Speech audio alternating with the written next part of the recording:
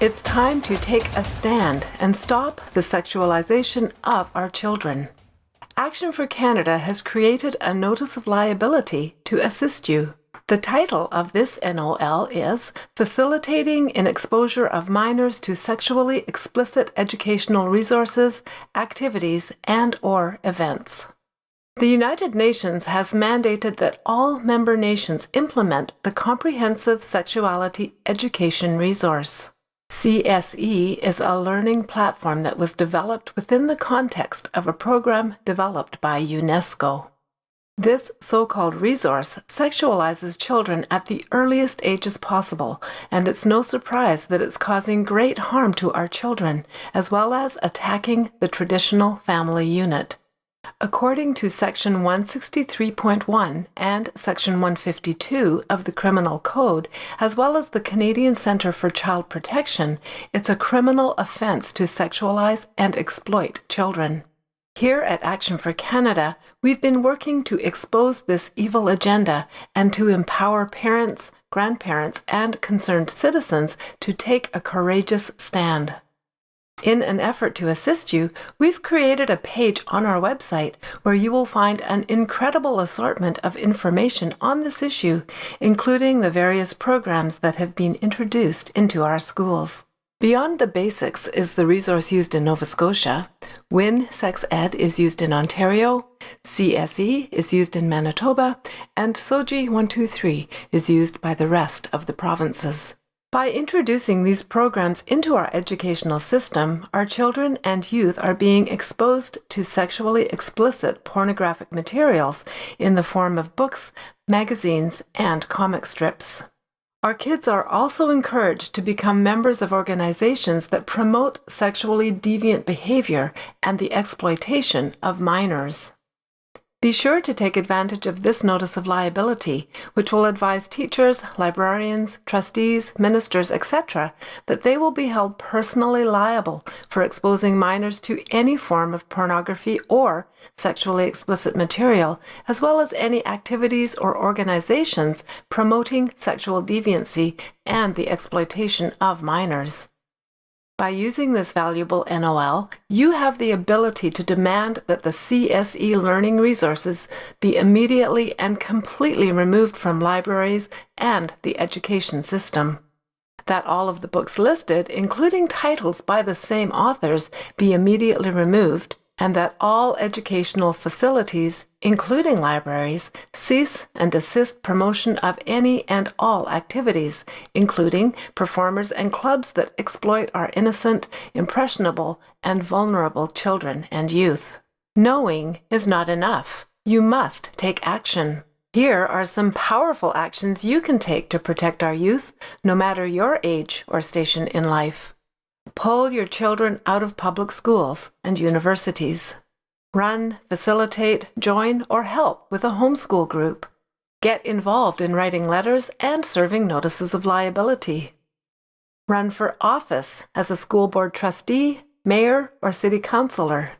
Connect with an Action for Canada chapter near you. We cannot ignore this message.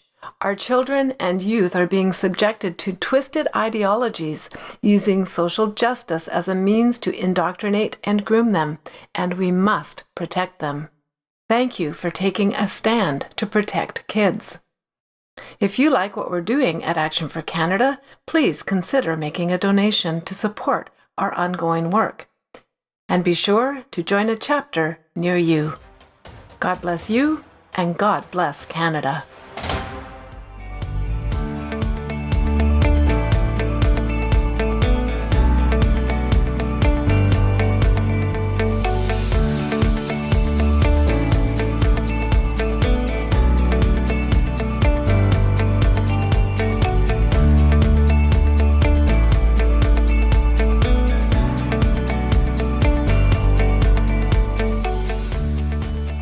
Hello, Action for Canada friends. We're so glad you've tuned in to tonight's show. A warm welcome to you. Our guest speaker this evening is Congressman Randy Fine, and the title of tonight's pre-recorded show is Islam Must Be Stopped, No Sharia Act. It's November 19th, 2025, and this is the Empower Hour. Action for Canada is a national movement reaching out to millions of Canadians and uniting our voices in opposition to the destructive policies tearing at the fabric of our nation. Through call to action campaigns, we educate, equip, mobilize, and empower citizens to take action. We are committed to protecting faith, family, and freedom. Tonight, we're focusing on political Islam. Political Islam is a threat to the sovereignty and security of Canada, the US, and the world. If you have any questions regarding this issue, or if you want to dive deeper into this topic, we invite you to head over to Current Issues on our website and scroll down to Immigration, Political Islam in Canada. Once you land on that page, you'll find an abundance of resources, including previous recordings of the Empower Hour, where Tanya discusses this topic with special guest speakers. As you learn more about political Islam, be sure to share this information with your family, friends, and on social media. For those of you who are new to the Empower Hour, it's my pleasure to introduce you to Tanya God, the founder and leader of Action for Canada. Tanya is committed to educating Canadians on important topics, including tonight's pre-recorded interview on political Islam. But first, before we head over to that interview, Tanya would like to share a few important updates with us. Hello, Tanya. Hello, Heather. Thank you. And you're right. This is going to be a very important show tonight. But I do have a comment to make. Before we roll Monday's pre-record, this was done on Monday with Florida Congressman Randy Fine. I want to note major breaking news that was relevant to our discussion. So yesterday, Texas Governor Greg Abbott formally designated the Muslim Brotherhood and its U.S.-based front group CARE as foreign terrorist organizations. This is a historic and courageous step, the first time a U.S. state has taken this action, and it aligns perfectly with the national level efforts you're about to hear Congressman Fine and I discuss in our interview. Governor Abbott appears to be sending a clear message that the threat is real and that states can't wait for Washington to act. We'll be watching closely to see what enforcement powers Texas is actually able to assert under this new designation. We pray this is the beginning of the end of Islam in the West and that it will indeed set a precedent. After the interview, I also decided to add 2 short clips during the show that provide undeniable evidence of the points the Congressman and I raise, clips that underscore why bold action like this is urgently needed. So now to the show.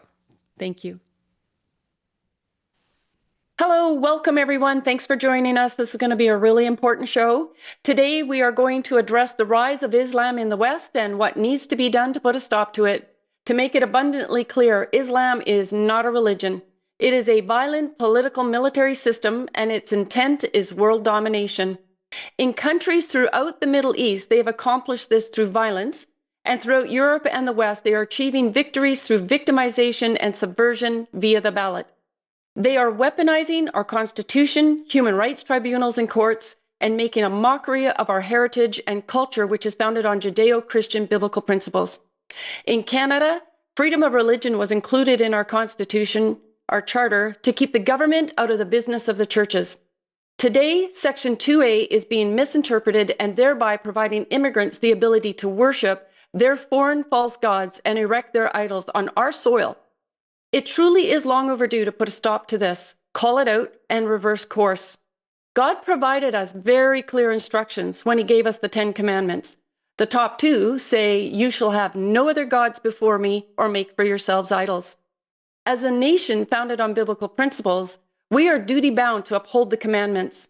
Therefore, all manifestations of Islam need to be shut down and banned in the West, along with the Sikh, Hindu, and Buddhist temples. People are welcome to come to Canada as long as they are willing to integrate and assimilate into our Christian culture. Otherwise, they need to return to their homeland or a country that embraces their values. Multiculturalism was never meant to succeed. What you are witnessing was the plan all along, to divide and conquer the West through population replacement and the orchestrated spread of ideologies that erode Christianity's moral and civilizational bedrock. Ask yourself, why the 56 Islamic majority countries, China, Pakistan, or North Korea, for examples, are not being pressured or mandated to allow foreigners to infiltrate en masse and demand their beliefs to override those host countries, their core beliefs. Our current leadership are hostile toward Canada, and they are acting on behalf of the interests of foreign globalists and unelected bodies, such as the United Nations and the World Economic Forum. This is tantamount to treason. We are at war, and we need to respond accordingly. We need solutions, and we must take action. Our guest today, Congressman Randy Fine, serving Florida's 6th Congressional District, joins us to discuss actions being taken in the United States to address the threat of Islam. As a fearless defender of American values, Congressman Fine has been on the front lines battling radical ideologies, from Marxist incursions to anti-LGBTQ+ hate bills in Florida. He recently introduced the groundbreaking No Sharia Act, a bipartisan-backed bill designed to make absolutely clear that Sharia law or any foreign religious legal system has no place in American courts, government agencies, or public institutions. As Congressman Fine boldly stated, let me be crystal clear, Sharia law has no place in the United States of America. We cannot and will not allow for foreign legal systems to undermine our Constitution. So with that, welcome Congressman Fine, and thank you for joining us on the Empower Hour to discuss this incredibly important topic. Happy to be here. Thanks for having me.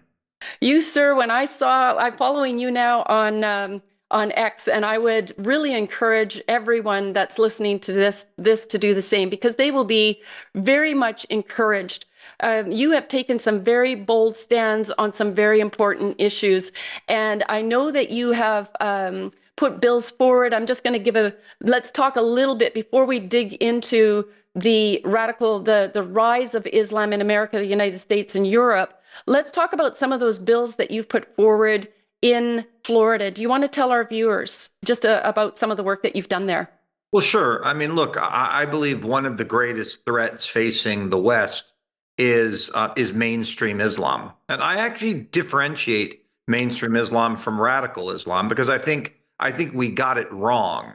It's often called radical Islam because putting the radical in front of the word tries to minimize it. It implies it's some tiny, small percentage of people, just the radicals. When it turns out mainstream Islam seeks to subjugate us and seeks to conquer us. The radical Muslims are the ones who come to our countries and want to integrate and want to get along. They're the radicals.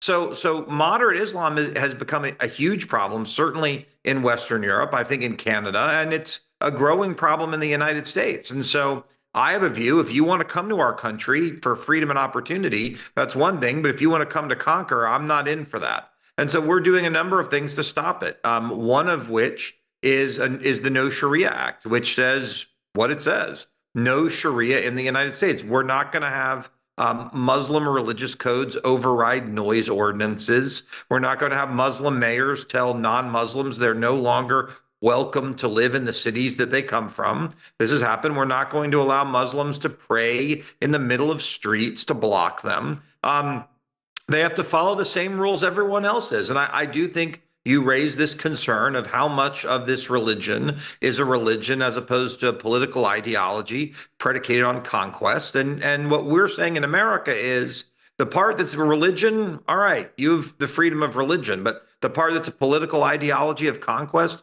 built on subjugating women and other things, that's not going to play here. And so I've introduced a lot of bills largely dealing with immigration, which is something I think that we need to largely stop in the United States. I think we have to fix our immigration system. We've been so focused on illegal immigration that we stopped looking at legal immigration, where we've allowed millions of people who hate our country to become Americans. And we've got to deal with that issue as well. So it's a big problem, and it's something that I'm excited about tackling.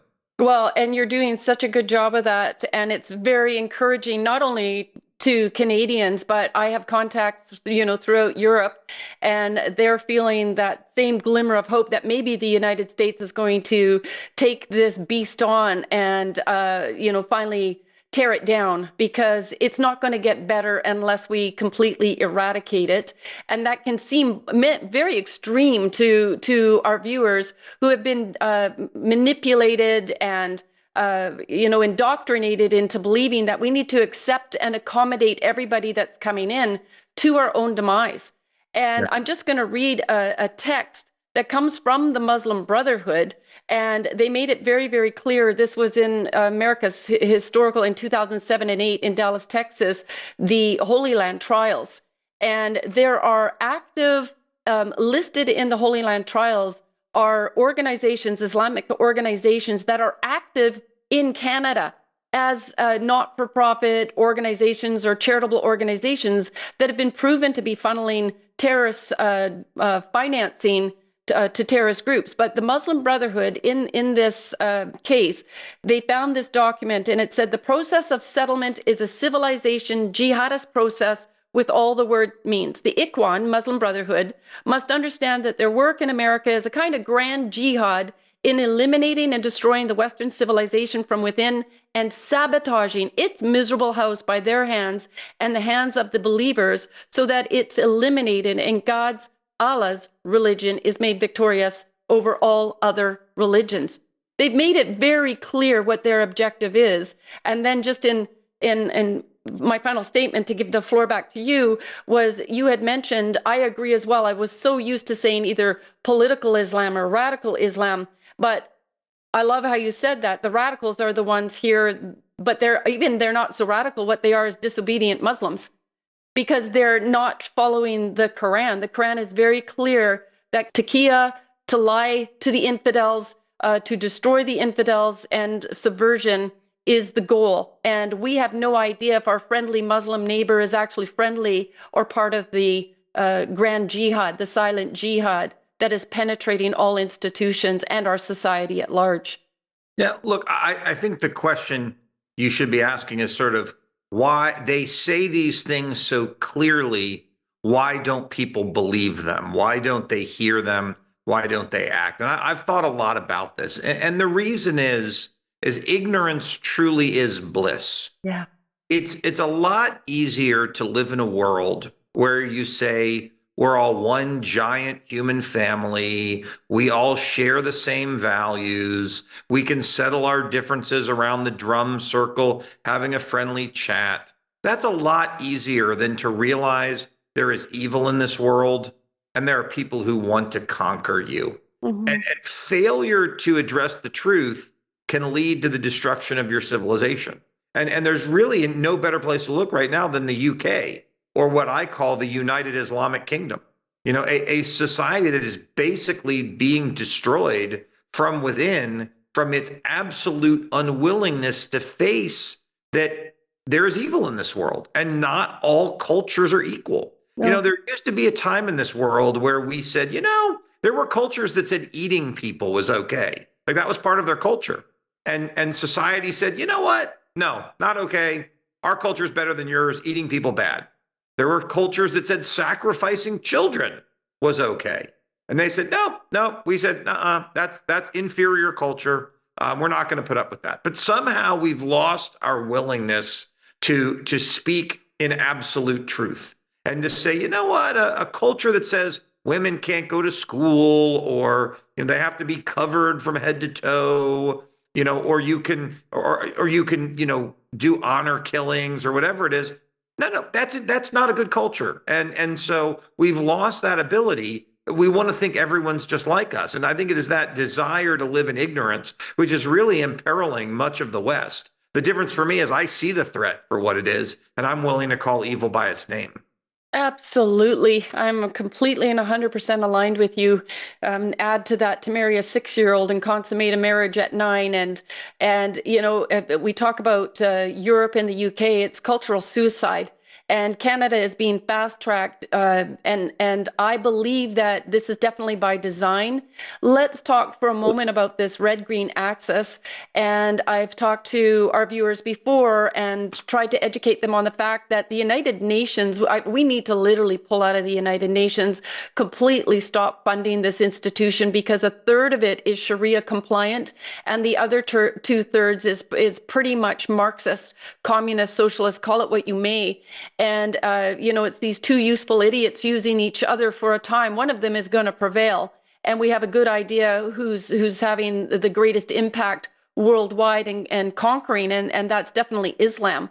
And so, we've got people like in Canada, like Justin Trudeau, who wanted to comply fully with the United Nations and their dictates, and Mark Carney is definitely an operative that is definitely working on the side of the United Nations and WEF and not in the best interest of Canadians. And so that means that, I don't know if you heard several months ago when he said Muslim values are Canadian values, and he was standing before them and accepting them, and we're being flooded with Muslims right now, and the demographics in Canada across our nation have changed so dramatically, and we do pose a significant threat to the United States as they allow these extremists. And it's not just them, it's the Khalistani Sikhs and the Hindus as well, but it's more the Muslims who have a direction on the United States as well. I often have a phrase, from the river to the sea, let's make Manhattan UN free. I mean, Yeah. I think that the UN is a democratic organization run by undemocratic nations. And so you've got all of these Muslim countries or these dictatorships that all get votes. And when you look at things like who sits on the Human Rights Council of the United Nations, the thing is a joke. And if it were up to me, we would leave because I don't think it's a good use of American tax dollars to fund this entity. And so I think it's bad. You talk about the Red Green Alliance, this alliance between Marxists and mainstream Islam. It is extraordinary that they work together. I think it is because the political philosophy of mainstream Islam is very similar to the political philosophy of Marxism. I don't think the religious part is. And that's why what we've seen in America is when the Red Green Alliance works together, when you see things like, gays for Palestine or whatever it is, when they take over, very quickly, the green part of the Red Green Alliance kicks out the red part. And there are these unbelievable stories you'll read in America of gay rights groups saying, wait, what happened? We helped you take over, and now you're kicking us out and calling us names. And so I think that, I think the left, the Marxist part of the Red Green Alliance is delusional. I think the green part is evil. I think the red part is delusional. I mean, look, communism and socialism don't work. They never have. So to believe in them means you have to live in a suspension of reality and a delusion. The mainstream Islam does work.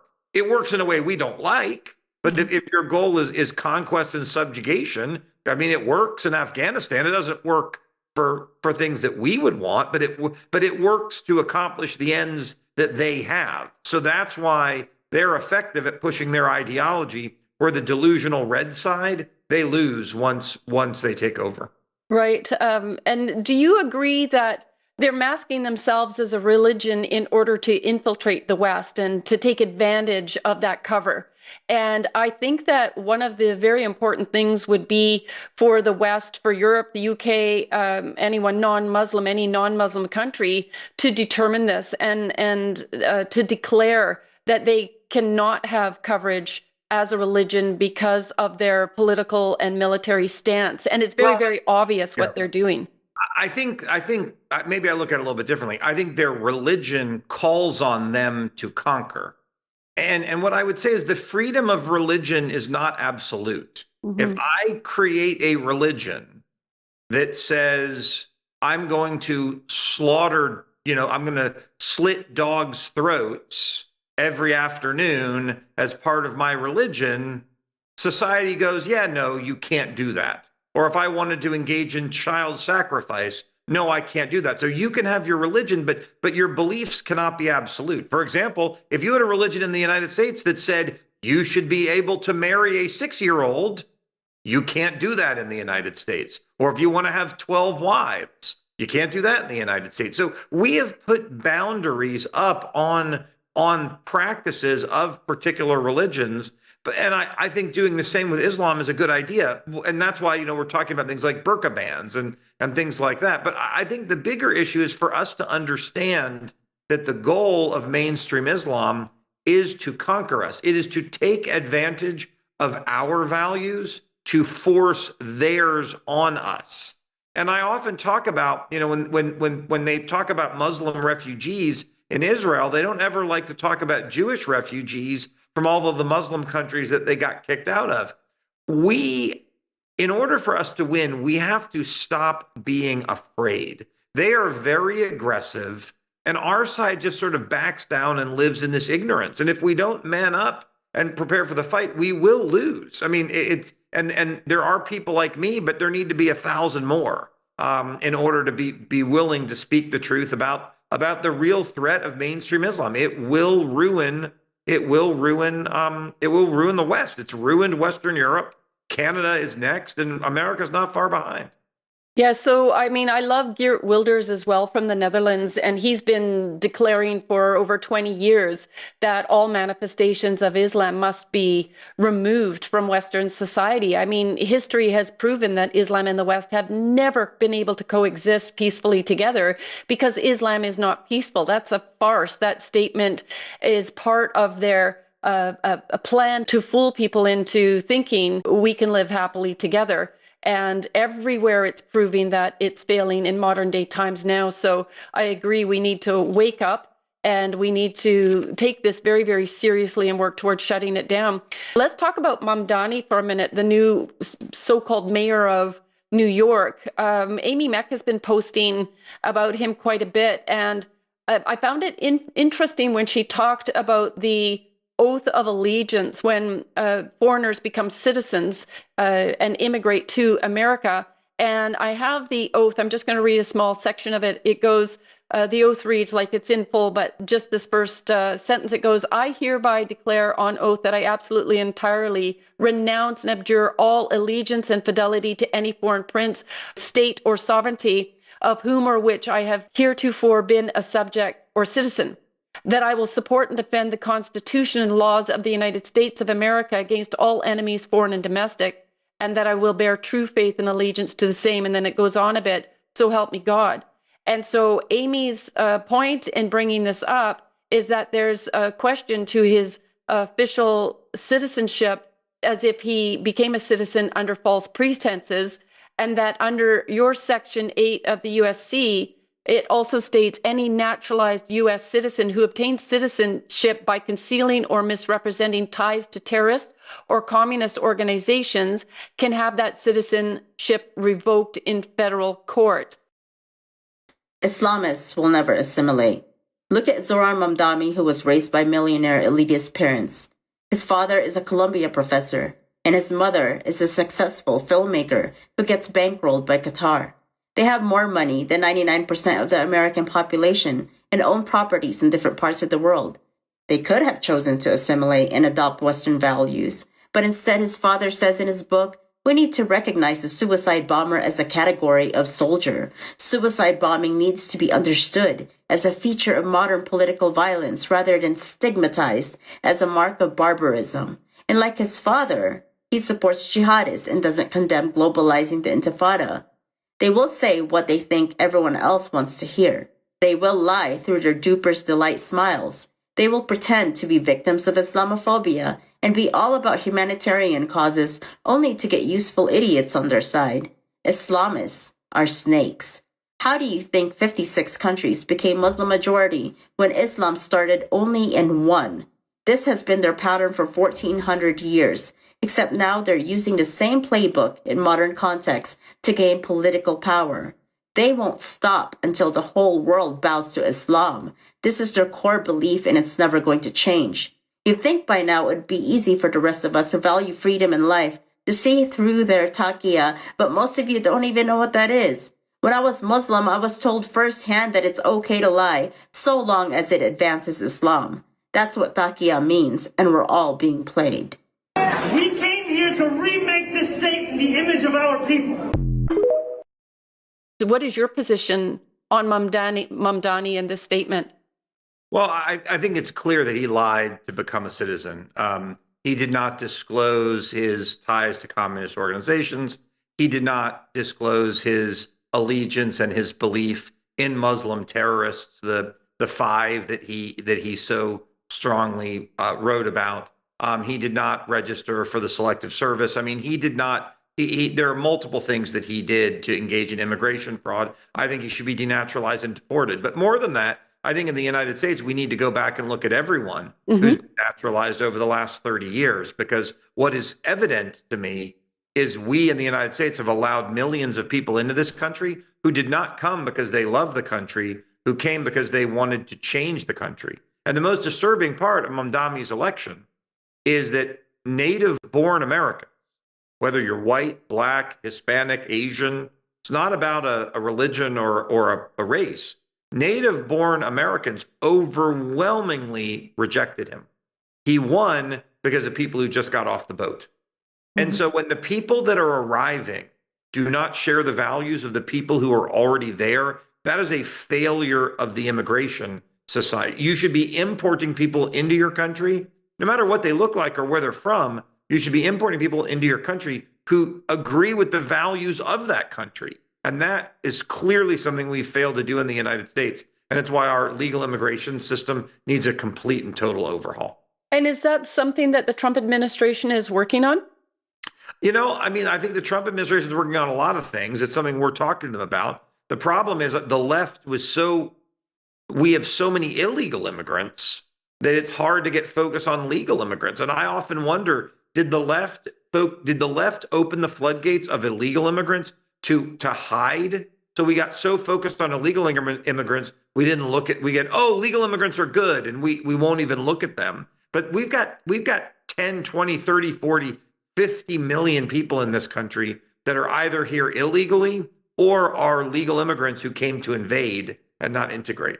Right. Yeah, we're experiencing that en masse here in Canada as well. And a massive part of that happens to be Hindus.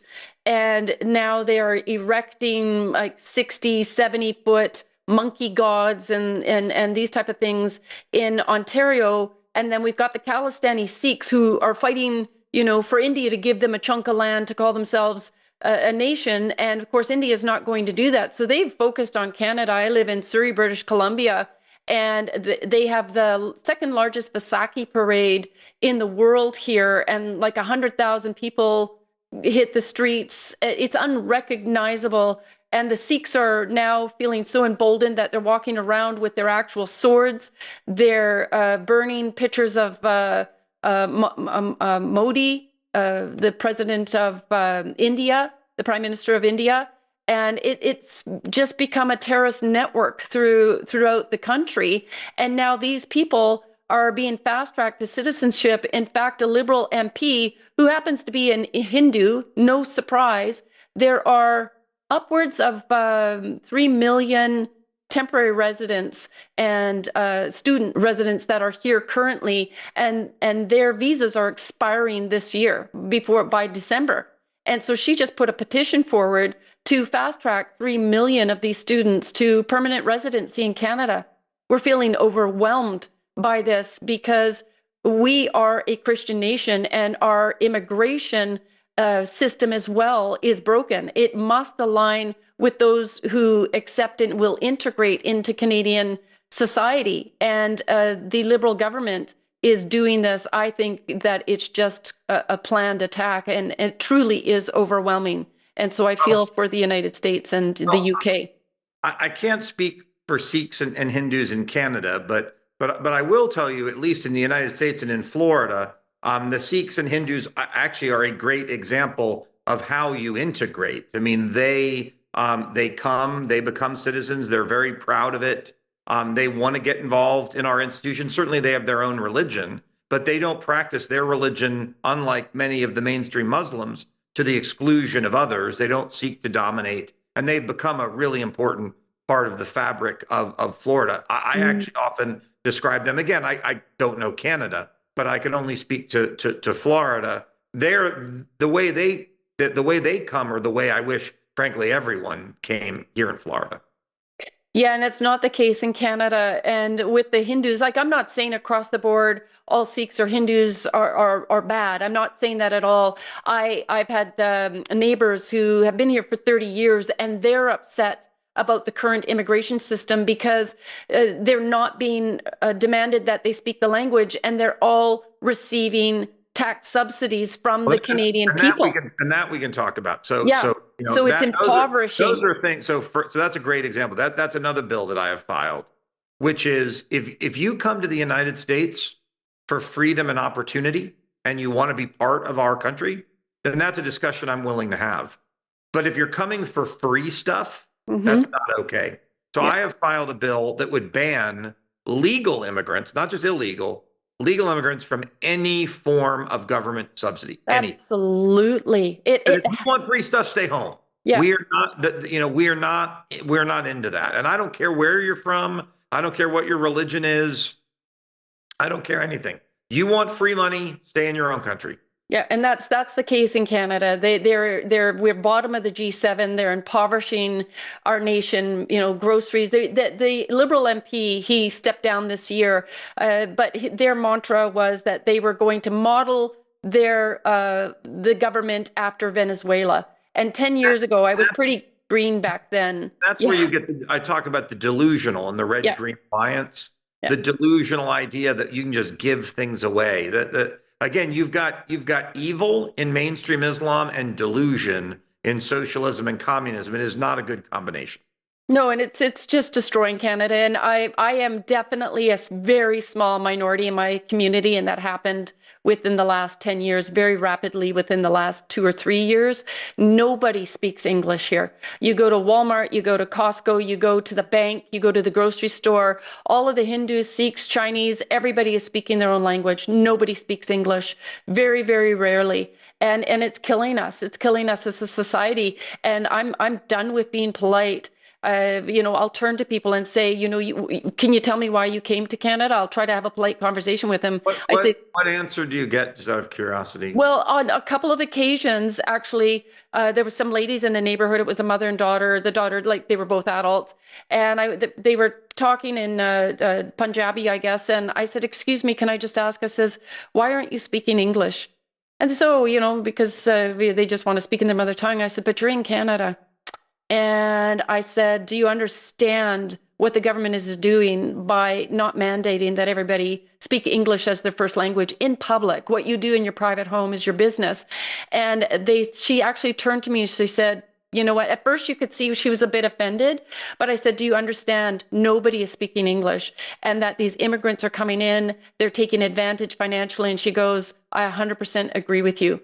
And as obviously a Sikh person, she was a taxpayer. She's been here for 30 years, and she isn't enjoying the fact that she can barely afford going and purchasing groceries, and that people are coming and freeloading off of Canadians. And so that's when I've had a civil conversation several times. Like, that fellow was passing my house as well.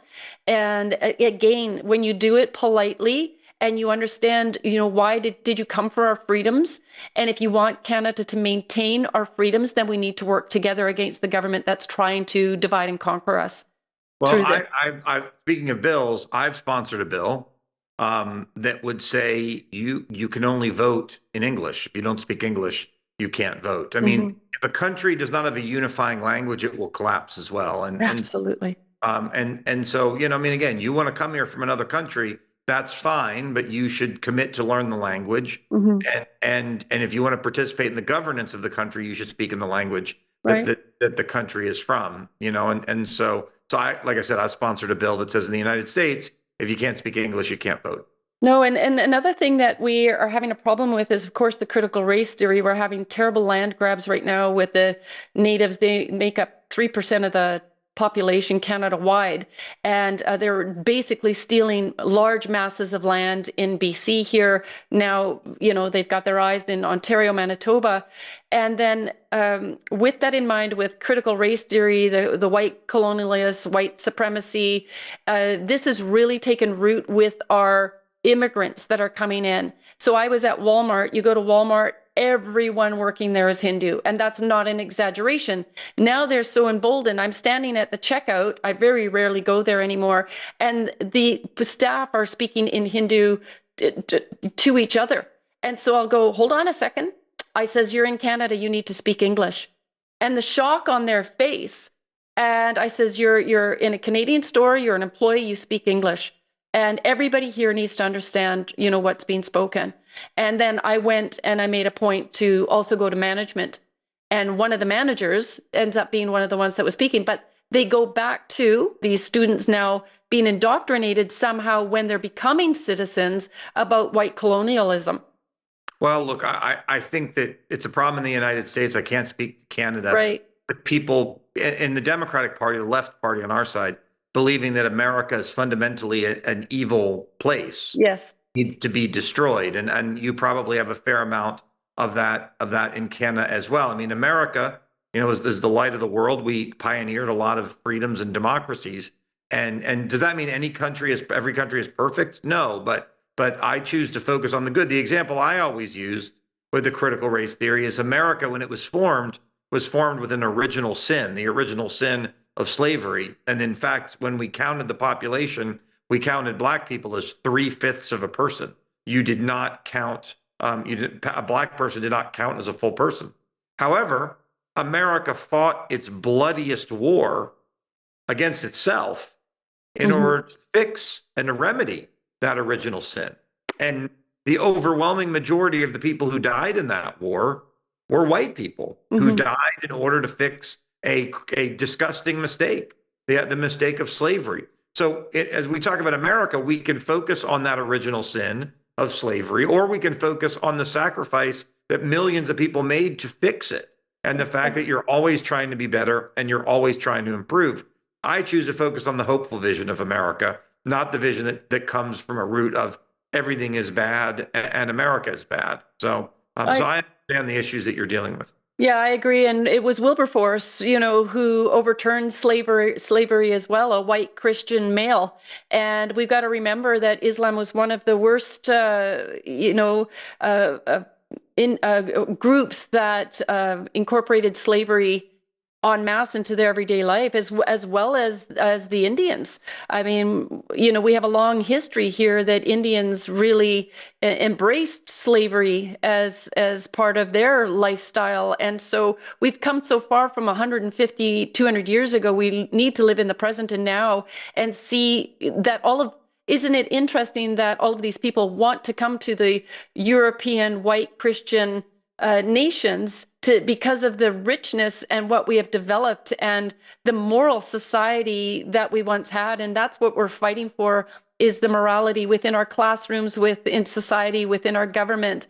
And we need to get back to that. So if I can just, one thing I want to talk to you about as well is you have a lot of support in the United States growing regarding this threat of Islam. You have Senator Cruz, I believe, with the help of, what was her name, Representative Mace, and they had retabled the bill to designate the Muslim Brotherhood as a terrorist organization. I believe Senator Cruz first applied that bill under the Obama administration and didn't go anywhere, and so that he's retabled that. And Marco Rubio, the U.S. Secretary of State, has committed to finally move this bill forward. Is that correct?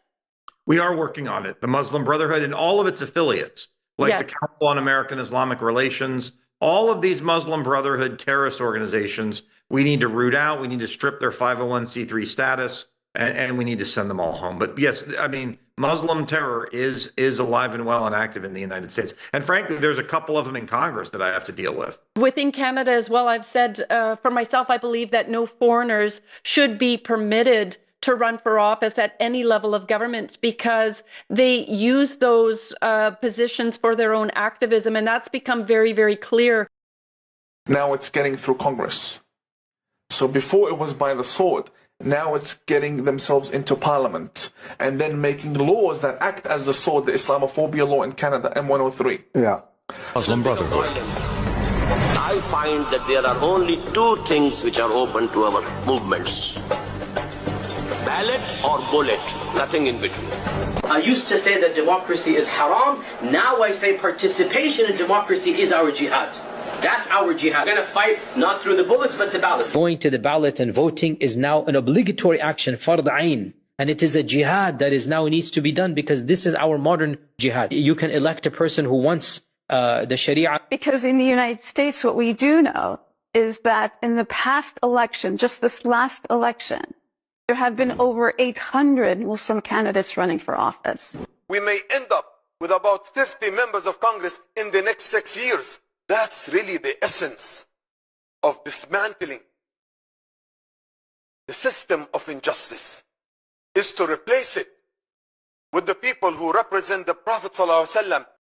I filed a bill that says that you can't be a member of Congress if you're a dual citizen. So I don't know how you can serve two masters at once. If you're an American, I mean, like, think about it. If you're an American and you're a Canadian, how can you be in the American government?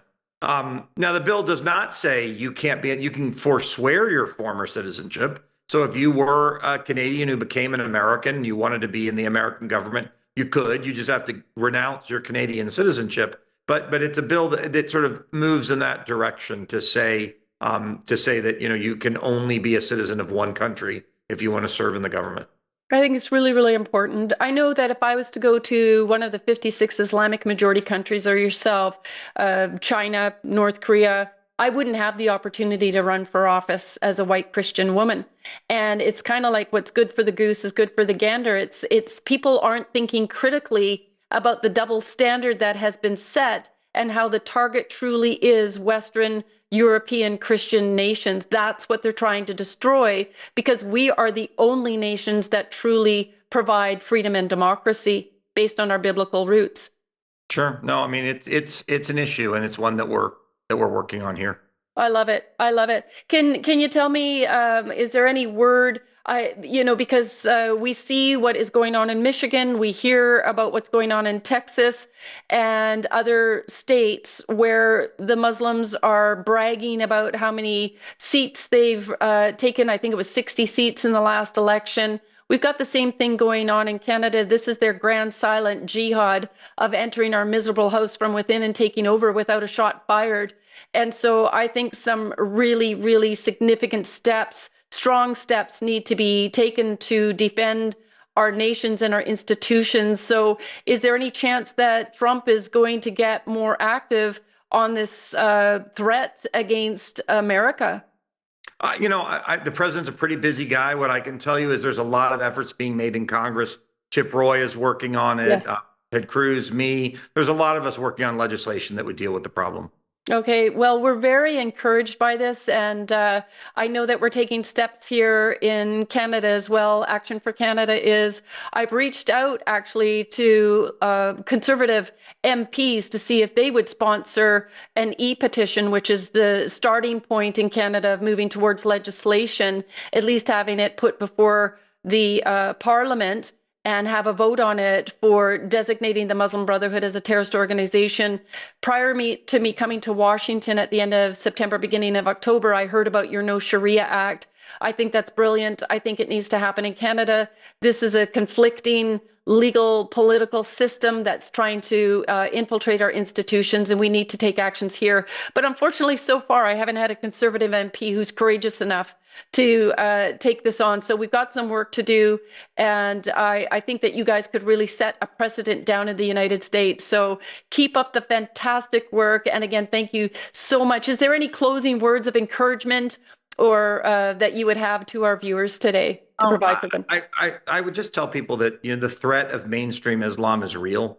And if we don't deal with it, if we aren't willing to face it, if we aren't willing to call it what it is, we will end up in a place we don't want to be. And all people need to do is look at the UK. They're just a few years further down the path where they've basically lost their country, where your odds of being raped if you're a young girl is incredibly high by people who are not from there, who do not share their values. And we cannot let political correctness put us on a path of suicide. And so I'll be leading that fight in America, and I wish you all the best in Canada doing the same. Well, thank you so much. And I'll be sure to be viewing your X account and keeping up on all the good things that you're doing and following. And I encourage our viewers to also follow Congressman Randy Fine.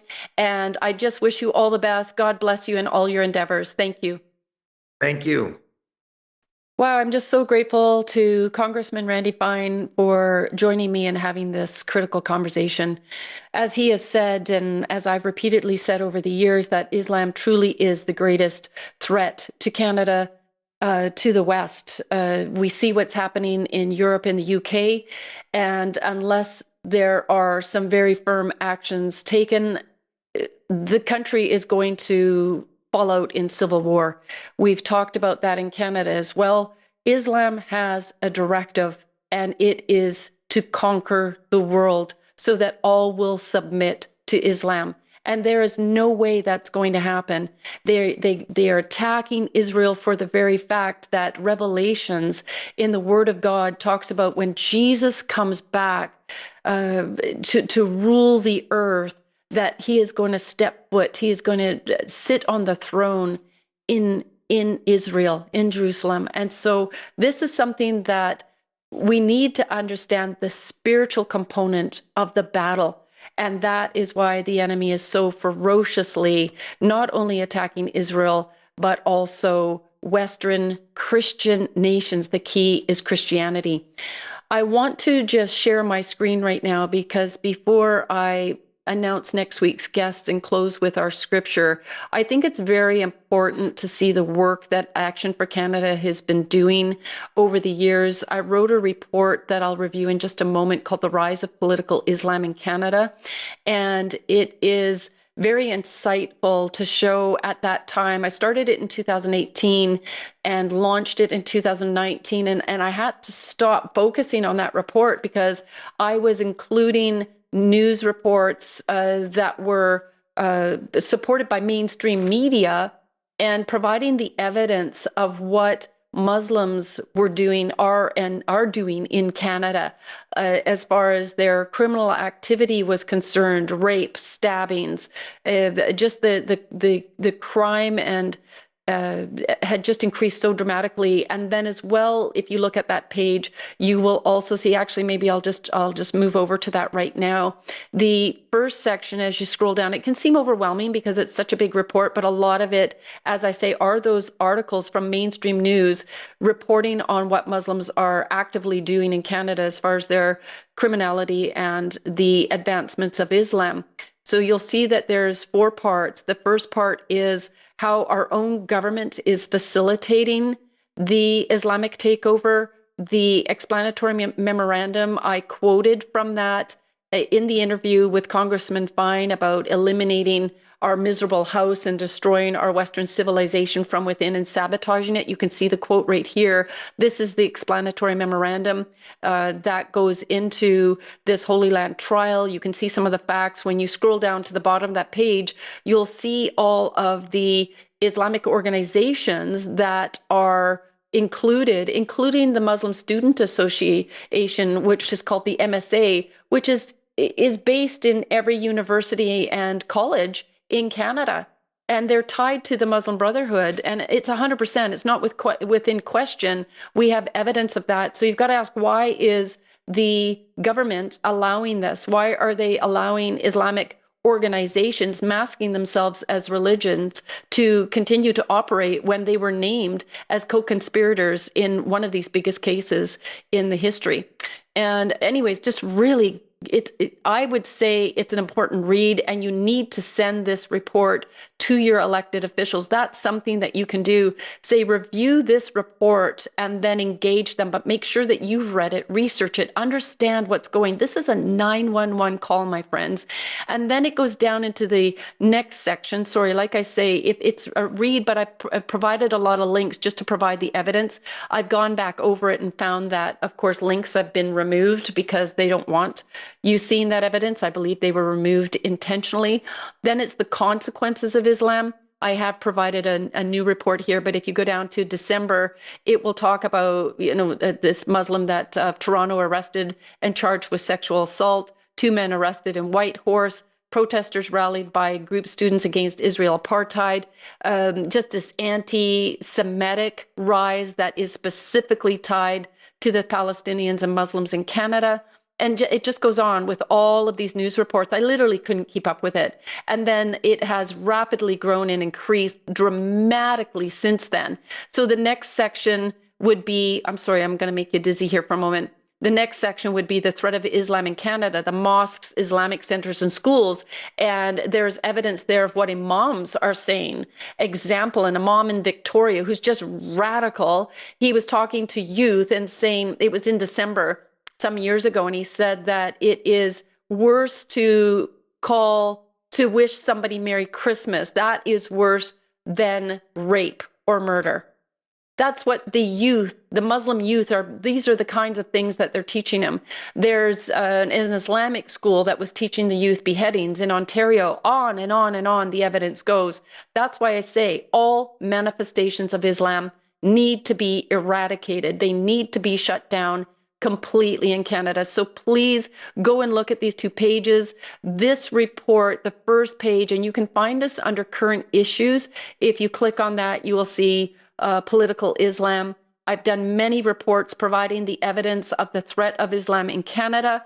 If you scroll down, here's the report I just referred to. Former terrorism advisor John Gwendola, he's an FBI former special agent. He gave an incredibly good report as well. I've got the moratorium to demand a moratorium, petition to demand a moratorium on immigration.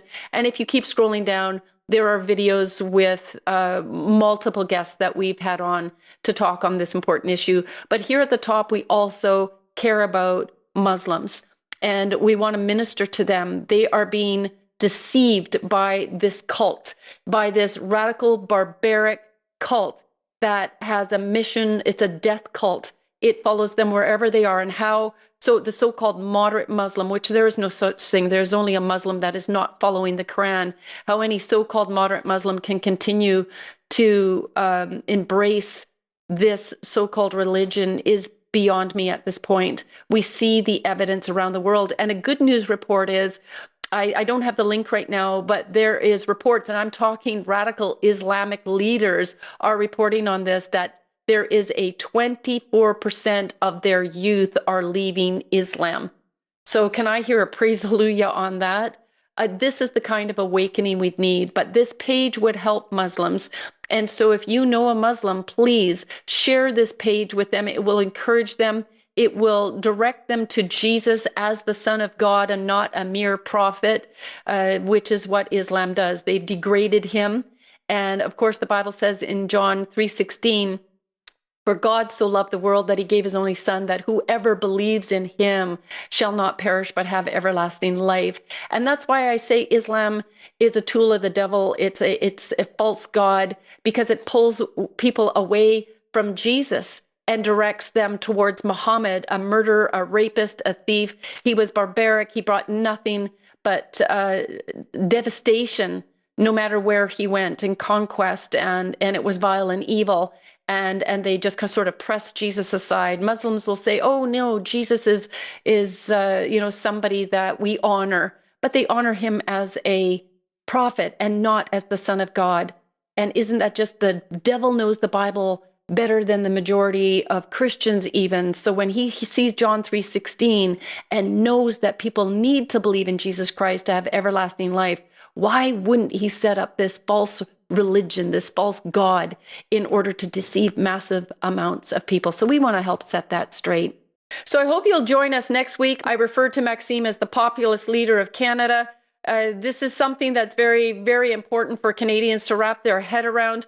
The only way that Canada is going to break free from the tyranny is incrementally in helping a party, whether it's the Christian Heritage Party or the People's Party of Canada, start getting candidates in. This is what they've done in other nations such as Argentina, Italy, El Salvador. You can see what's going on in Europe and the UK as the battles in France, as they're fighting the same battle as us to get good people into office. And at some point, we've got to break free from the two major parties if we are going to win Canada back. Maxime is definitely a leader who is fighting on the front line on all the critical issues that are important to us. So Maxime and I are going to talk about the budget results. We're going to talk about the vision for Canada and really where we go from here, what the next months are going to look like, and what the next 4 years will look like. So it's going to be, again, a very important conversation. So be sure to join us. All right. So the first verse that I want to read from, it's not actually a verse, it's a quote. And it says that it was Dennis Prager, compassion without wisdom is dangerous. It's what enables people to support the underdog, even if the underdog is evil. And when we talk about the underdog, isn't that exactly what Muslims are doing when they enter nations? They self-victimize in order to achieve their grand internal jihad, their stealth jihad. And we're being silly about this. We're being fools that the Bible talks about. And we need to be wise as serpents, innocent as doves. We need to stop being compassionate when we're faced with evil, because they will destroy the future of Canada and destroy the future for our children. And so we have a duty and a right to protect our nation. And so the next section is, again, another quote from Thomas Paine. I've quoted this before. It's, I prefer peace, but if trouble must come, let it come in my time so that my children can live in peace. And we have to remember, as I've just said, we have a right and a duty to defend our sovereignty, to defend Canada as a Christian nation. And remember that the Crusades didn't take place, for no reason at all. It was to stop Islam's invasion and barbaric attack against Christian nations. That history has been dumbed down, and to victimize Islam. And it was like turned on the Christians as if they were barbaric. But you have to get history straight. The Christians finally rose up after years, hundreds of years of the Muslims coming in and slaughtering, going into Christian nations and slaughtering people and pillaging and taking over. And do you know the United Nations isn't calling on them for reparations and to give the land back? Isn't that interesting? So history is repeating itself, and somehow many citizens have convinced themselves that the outcome is going to be different this time around. But as Congressman Fine clearly stated, just look to Europe to see what we will be facing in the near future if we don't take action. So with that, before my final Bible verse, I really want to encourage you at this time to join Action for Canada and support our mission to protect faith, family, and freedom. And our final verse is from Nehemiah. And this is where the Lord is saying we do need to stand up, but we need to be bold. And it says, and I looked and arose and said to the nobles and to the officials and to the rest of the people, do not be afraid of them. Remember the Lord, who is great and awesome, and fight for your brothers, your sons, your daughters, your wives, and your homes. This is a call from the Lord. We have a duty that we must defend our Christian nation. We must stop being those nice Canadians who feel a need to accept anything that's thrown at us.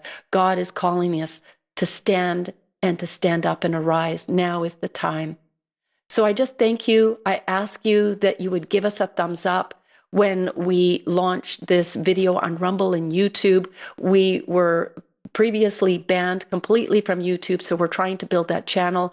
Give us a thumbs up, share our information, and help us to secure this nation by reaching out to elected officials, challenging them on these issues, advising them of how significant this threat is, that they too need to take action. So I thank you. God bless you, and God bless Canada. In times of financial uncertainty, securing your wealth is more important than ever. With inflation, market instability, and economic challenges, many Canadians are turning to one timeless strategy: precious metals.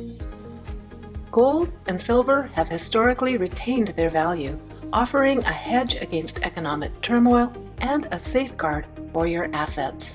If you're looking to invest, there's good news for members of Action for Canada.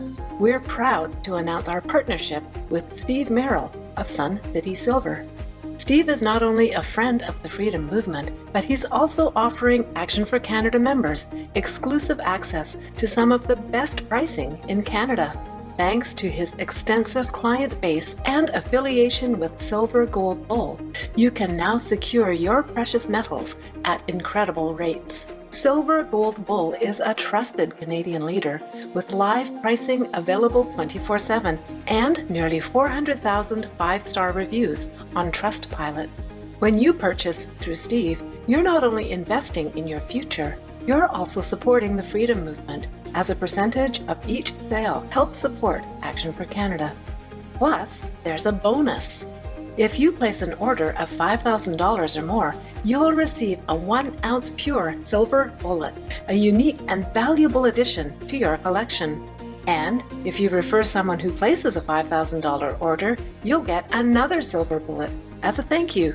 To get started, visit actionforcanada.com/purchasing-precious-metals/.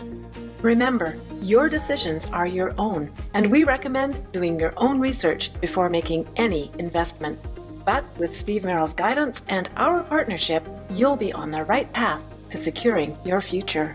Secure your assets, protect your future, support the movement.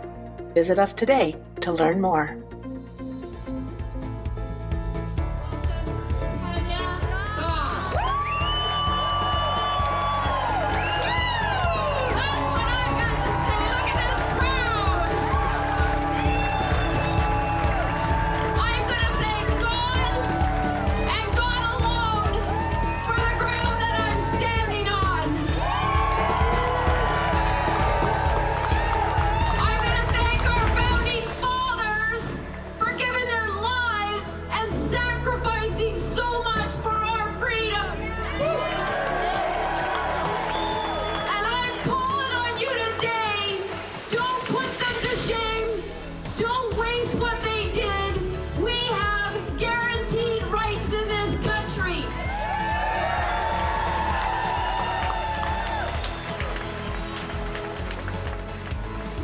Chapters across the nation. We are going to be in every town and every city, and we are going to build communities within these communities of like-minded people who are actually going to care for one another again and love on each other and give each other the help when they're down. We are going to use the teams and the people that build within chapters to support our businesses. The government's actions are completely 100% unlawful. Judgment will again be found on justice, and those with virtuous hearts will pursue it. You have a virtuous heart if you are here today pursuing freedom and righteousness. And then verse 23 comes along with a promise. God says he will turn the sins of evil people back on them. He will destroy them for their sins. I take great comfort in that because I serve a mighty living God who has allowed us to go through this season of discomfort because we as a nation had turned our backs on him and we need to get right. So I am just going to thank you so much. I'm going to say God bless you.